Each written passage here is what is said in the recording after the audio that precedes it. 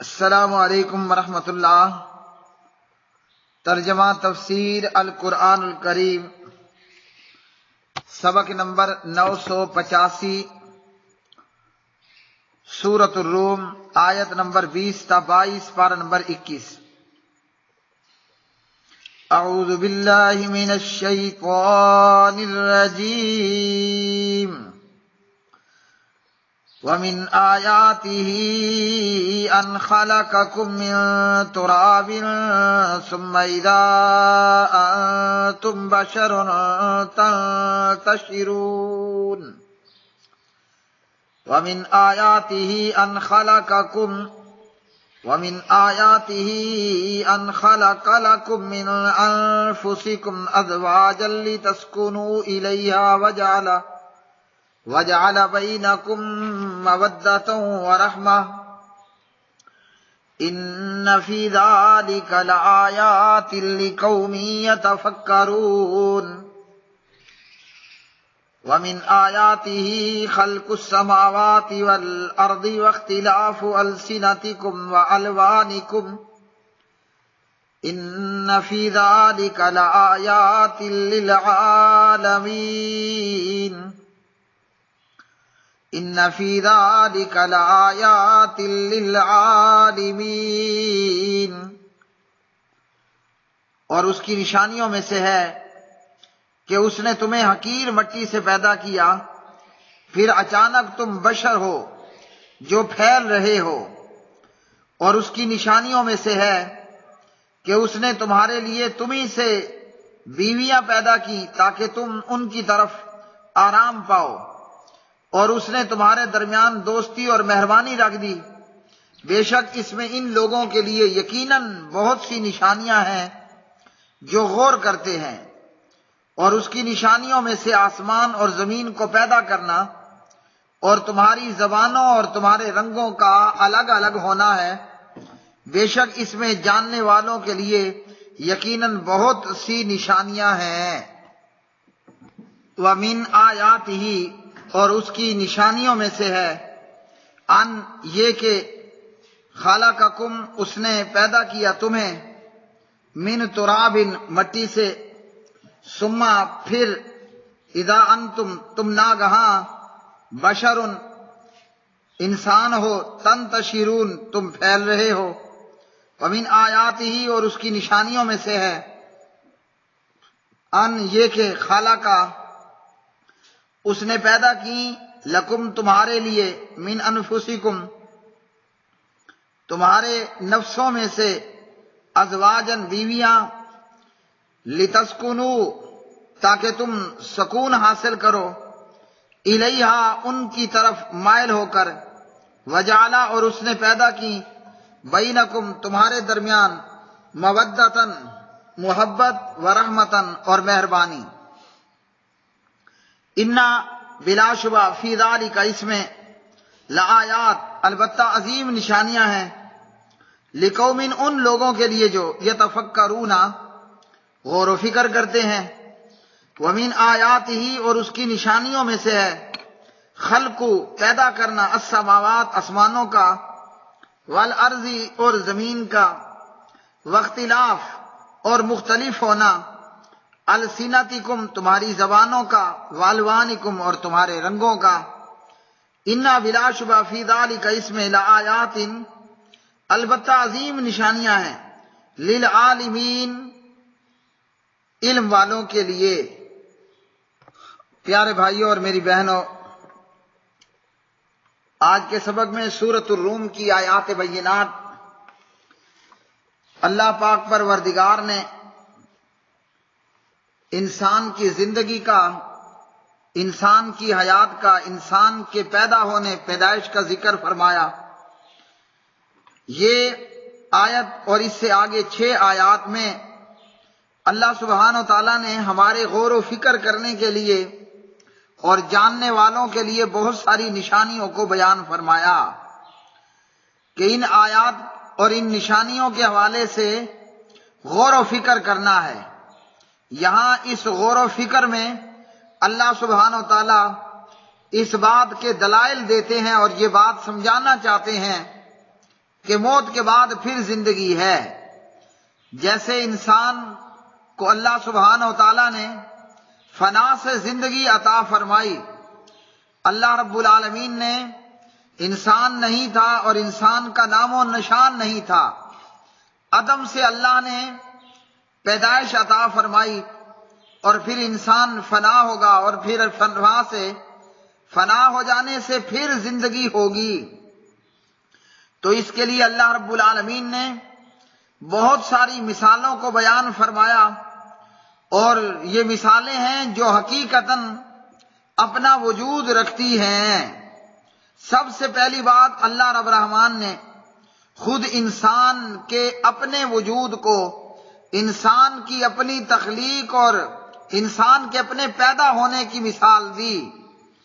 فرمایا کہ اس میں بہت ساری نشانیاں ہیں اللہ کے قادر اور قدیر ہونے کی، اللہ کے قدرت کی، اللہ کی قدرت کی بہت ساری نشانیاں ہیں۔ اب ان نشانیوں کا کیا فائدہ؟ ان نشانیوں کا ہونا کہ ہم یہاں غور و فکر کریں، ہم یہاں ان نشانیوں کو دیکھ کر سمجھنے اور سوچنے کی کوشش کریں، اور غور و فکر اور سمجھ بوجھ کے ساتھ ہم اللہ سبحانہ و تعالیٰ کو پہچان لیں۔ انسان ہے یا جنات ہیں یا کائنات کا کوئی بھی ذرہ، وہ اپنے آپ پیدا نہیں ہوا، ہر مخلوق کو پیدا کرنے والے نے کیا۔ کوئی پیدا کرنے والا ہے جس نے پیدا کیا اور پیدا کر رہا ہے۔ کائنات بھر میں کوئی بھی ایسی چیز نہیں ہے کہ جو اپنے آپ پیدا ہو گئی ہو، ہر ایک کو پیدا کرنے والا ہے، اور وہ ہے اللہ، اور وہ ہے الرحمن، اور وہ ہے الرحیم۔ ہاں، اللہ پاک پروردگار وہ ہے، وہ ذات ہے، لم یلد ولم یولد، نہ اس نے پیدا کیا اور نہ وہ پیدا کیا گیا ہے، کیونکہ وہ تو خالق ہے خود۔ باقی جو بھی مخلوق ہے، ذرہ ہے یا پہاڑ ہے، انسان ہے یا جن ہے، چرند ہے یا پرند ہے، ہر ایک کا پیدا کرنے والا ہے، اور مخلوق کا پیدا کرنے والا اللہ وحدہ لا شریک ہے۔ اب اللہ سبحانہ و تعالیٰ نے انسان کو اس بات پر ابھارا کہ انسان اپنا پیدا ہونا دیکھے، کہ اللہ نے انسان کو مٹی سے پیدا کیا، اور حقیر سی مٹی سے پیدا کیا۔ مٹی بذات خود مردہ ہے، اور اللہ نے انسان کو مٹی سے کیسے پیدا کیا کہ انسانیت کے باپ آدم علیہ السلام کو اللہ نے مٹی سے پیدا کیا، اور وہ اس کے پیدا کرنے کا معاملہ اور مرحلہ یہ تھا کہ پروردگار نے پوری زمین سے ایک مٹھی مٹی لی۔ اب اللہ کی مٹھی، اللہ کا ہاتھ، اللہ کی شان برابر ہی ہے، تو اللہ نے پوری زمین بھر سے ایک مٹھی مٹی لی، اور اس سے اللہ نے 60 ہاتھ لمبا آدم پیدا کیا، اور پھر اللہ نے اپنے بندے آدم کے اندر روح کو پھونکا، تو ایک انسان وجود میں آیا، اور وہ ایک اکیلا تنہا آدم تھا۔ اللہ سبحانہ و تعالیٰ نے انسان کو پیدا کیا، مٹی کے ساتھ پیدا کیا، اس لیے انسانوں کی طبیعتیں اور رنگ اور مزاج اور ایک دوسرے سے سب کچھ مختلف ہی ہوتا ہے۔ اب مٹی کا مزاج سرد خشک ہے، اور یہ حرارت سے اور رطوبت سے خالی ہے۔ مٹی کا مزاج سرد خشک ہے، اور کسی قسم کی حرارت سے خالی ہے، اور رطوبت سے بھی پاک ہے۔ نہ اس کے اندر تری ہے، نہ اس کے اندر رطوبت ہے کہ کوئی چیز اس سے پیدا ہوتی، لیکن خالق پیدا کرنے والا، اس کے لیے کیا مشکل ہے۔ اور اللہ سبحانہ و تعالیٰ نے فرمایا کہ میں نے آدم کو اپنے دونوں ہاتھوں سے پیدا فرمایا۔ ایک تو اللہ نے زمین بھر سے مٹی لی، پھر فرمایا خلقتہ بیدی۔ اللہ سبحانہ و تعالیٰ فرماتے ہیں کہ میں نے اسے اپنے دونوں ہاتھوں سے پیدا کیا۔ حدیث میں ہے کہ اللہ تعالیٰ کے 2 ہاتھ ہیں، اور دونوں داہنے ہاتھ ہیں، رائٹ ہینڈ ہیں۔ ہمارا ایک ہاتھ رائٹ میں ہے، ایک لیفٹ میں ہے، اللہ کے ہاتھ ہیں اور دو ہیں، اور دونوں رائٹ ہینڈ ہیں، سیدھے ہاتھ۔ کیسے ہیں؟ نبی کی طرح ہیں؟ عام بندے کی طرح ہیں؟ نہ، جیسے اللہ کی شان کے لائق ہے۔ کیوں کہ لیس کمثلہ شیء وہو السمیع البصیر، اس کی مثل تو کوئی ہے ہی نہیں۔ تو اللہ سبحانہ و تعالیٰ کسی ہوائی اور خیالی چیز کا نام نہیں ہے، اللہ ہے اور اس کی باقاعدہ صفات ہیں جیسے اس کی شان کے لائق۔ تو اللہ نے انسان کو مٹی سے پیدا کیا، اور پھر اللہ سبحانہ و تعالیٰ نے اسے ایک مٹھی مٹی لے کر اپنے دونوں ہاتھوں کے ساتھ پیدا فرمایا۔ اب فرمایا اللہ رب العالمین نے اچانک تم بشر ہو، تو وہ پھر انسان ایک بشر کی صورت میں ہوتا ہے، اور فرمایا کہ تم زمین کے اندر پھیل بھی رہے ہو۔ اب انسانوں کا پھیلنا کیسے ہوا؟ آدم تو تنہا ایک اکیلا آدم تھا، آدم سے باقی انسان دنیا کے اندر کیسے پھیلے؟ سمندروں میں، جزیروں میں، پہاڑوں میں، ریگستانوں میں، میدانوں میں، ہر جگہ اب انسان ہی انسان ہے، جبکہ اس انسان کا وجود ہی نہیں تھا۔ تو اللہ نے اسے عدم سے وجود عطا فرمایا۔ وہ ایسا ہوا، فرمایا کہ اس رب کی نشانیوں، قدرت کی نشانیوں میں سے ہے کہ اس نے تمہارے لیے تمہیں سے بیویاں پیدا کی۔ آدم مٹی کا تو بیوی آگ کی نہیں، آدم مٹی کا تو آدم کی زوجہ بیوی بھی مٹی سے ہی۔ وہ یہ ہے کہ اللہ سبحانہ و تعالیٰ نے آدم کے لیے حوا کو آدم ہی کی الٹی طرف، بائیں طرف لیفٹ ہینڈ کی ٹیڑھی پسلی سے اللہ نے حوا کو پیدا فرمایا، اور پھر آدم اور حوا کو اللہ نے جوڑا بنا دیا۔ فرمایا اسی کی قدرت کی نشانیوں میں سے ہے کہ اس نے تمہارے لیے تمہیں سے بیویاں پیدا کی تاکہ تم ان کی طرف آرام پاؤ، اور اس نے تمہارے بیچ دوستی اور مہربانی رکھ دی۔ ہاں جی، کیسا کہ آدم میں سے اللہ نے حوا پیدا کر دی، پھر آدم نے حوا کی طرف آرام پایا اور یہ ملے، اور آدم کو اللہ نے حوا سے سکون اور اطمینان عطا فرمایا۔ نکاح ہوتا ہے، شادی ہو جاتی ہے، اجنبی مرد عورت ہے، لیکن محبت اور پیار ہو جاتا ہے نکاح کے ذریعے۔ تو پتہ چلا انسانوں کے لیے بیویاں انسانوں میں سے، جس نے یہ کہا کہ انسانوں اور جنوں کے بیچ میں زوجیت اور شادی ہوتی ہے، تو ایسا نہیں ہے۔ اللہ نے، یا ہو سکتی ہے، اللہ نے انسان کے لیے بیوی بھی انسان ہونا انتخاب کیا، کیونکہ انسان مٹی سے ہے اور جنات آگ سے ہیں۔ تو مٹی اور آگ کے بیچ میں میاں بیوی کا یا زوجیت کا معاملہ نہیں ہو سکتا، نہ اس سے آرام اور سکون ہو سکتا ہے۔ اب مٹی کو آگ نے سکون نہیں دینا، بلکہ مٹی کو آگ نے تپش دینی ہے اور اسے گرم کرنا ہے اور اسے بے سکون بنا دینا ہے۔ آدم کا سکون تبھی ہے، آدم کے لیے دوستی، محبت اور مہربانی اور آرام پانا تبھی ہے کہ جب آدم کے لیے حوا ہو۔ آدم کے لیے جننی یہ زوجیت یا یہ تعلق نہیں بنتا۔ اور فرمایا کہ اس کے بیچ میں اللہ نے تمہارے لیے ان دونوں کے اندر آرام، محبت اور آرام پانا اور دوستی اور مہربانی رکھ دی ہے۔ تو یہ کون؟ یہ کرنے والا اللہ سبحانہ و تعالیٰ ہے۔ اور فرمایا کہ پھر تم زمین میں پھیل رہے ہو، تو آدم حوا کے میاں بیوی کے ملنے سے اولاد آدم پیدا ہوتی گئی۔ اب یہ کہ اولاد آدم اس زمین بھر پر پھیلی ہوئی ہے۔ ان آیات میں اللہ نے بنایا، ان آیات میں اللہ سبحانہ و تعالیٰ نے بتایا کہ بیوی خاوند کے لیے آرام پانے کا ذریعہ ہے، بیوی خاوند کے لیے دوستی اور مہربانی کا ذریعہ ہے۔ پتہ چلا کہ بیوی کے بغیر مرد کے لیے آرام پانا نہیں ہے۔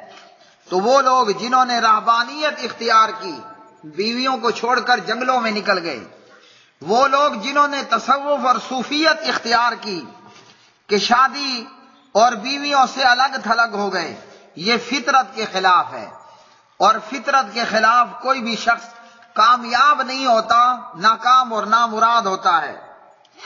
اولاد آدم میں سب سے بڑے متقی جناب محمد الرسول اللہ صلی اللہ علیہ وسلم، آپ علیہ السلام نے 11 شادیاں فرمائیں، سبحان اللہ، اور آپ علیہ السلام کی 4 لونڈیاں تھیں، ہیں جی، اور اسی طرح پیارے نبی علیہ السلام کے صحابہ نے، اور حضور نے فرمایا حبب الی من الدنیا، دنیا میں سے جو چیزیں میرے لیے محبوب کی گئی ہیں وہ کیا ہے؟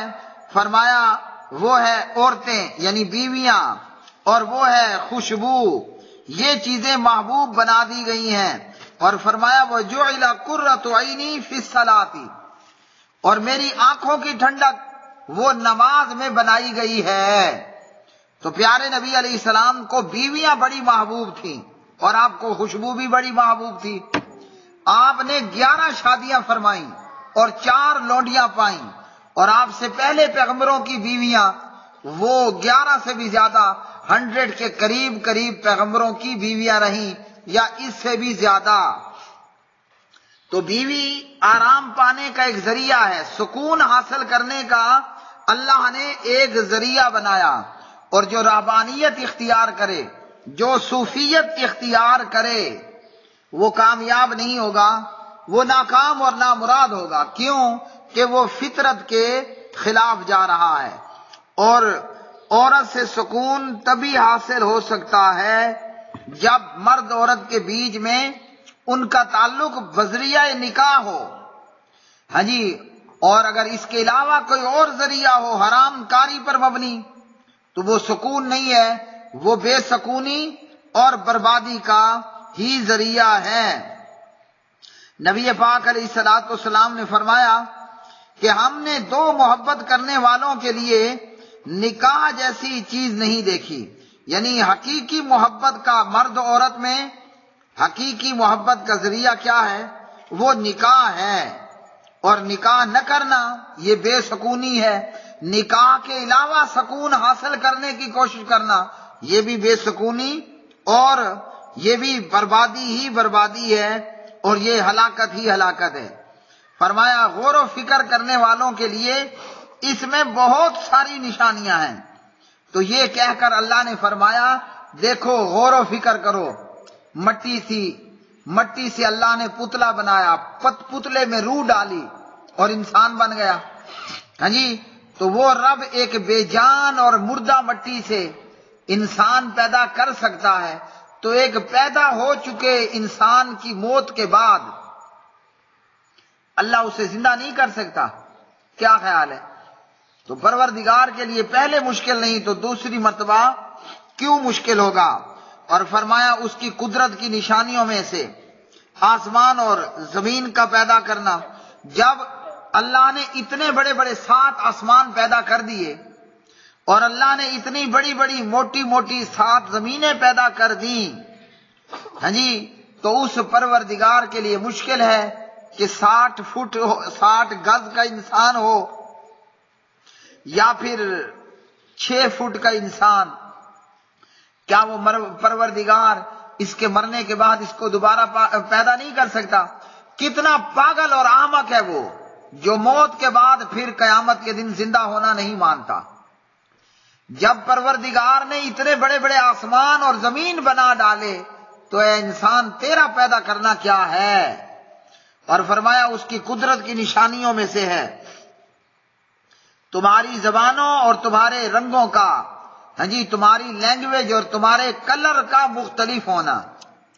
کوئی عربی بول رہا ہے تو کوئی فارسی بول رہا ہے، کوئی جاپانی بات بول رہا ہے تو کوئی ہندی اور انگریزی میں، اسی طرح مختلف زبانیں اور مختلف رنگ، کوئی کالا ہے تو کوئی گورا ہے، کوئی ڈارک کالا ہے تو کوئی لائٹ کالا ہے، ہاں جی، جو کوئی ایسا ہے کہ جو لائٹ گورا ہے تو کوئی بالکل ڈارک گورا ہے، تیز سفید کلر، اور پھر طبیعتوں کے اندر مختلف ہونا، ہاں جی، اور پھر بناوٹ کے اندر مختلف ہونا، رنگ و روپ، فیس، جسم، ہاتھ، عقل کا مختلف ہونا، ہاں جی، ہر ایک پیدا ہونے والا مختلف چیزوں کے اندر ایک دوسرے سے مختلف ہے۔ تو جو پروردگار اتنا عظیم کاریگر ہو، اس نے ان گنت کربوں اربوں، اس سے بھی زیادہ کوئی تعداد نہیں، اس پروردگار نے جب یہ انسان پیدا کیے، رنگ و روپ مختلف ہے، زبانیں مختلف ہیں، قد کاٹ مختلف ہے، طبیعتیں مختلف ہیں، موت کے بعد زندہ کرنا کیا اس اللہ پروردگار کے لیے کچھ مشکل ہے؟ ہرگز مشکل نہیں ہے۔ اس میں علم والوں کے لیے، جاننے والوں کے لیے یقیناً بہت ساری نشانیاں ہیں۔ تو یہ کہہ کر بھی اللہ نے غور و فکر کرنے کی ترغیب دی۔ وآخر دعوانا الحمدللہ رب العالمین۔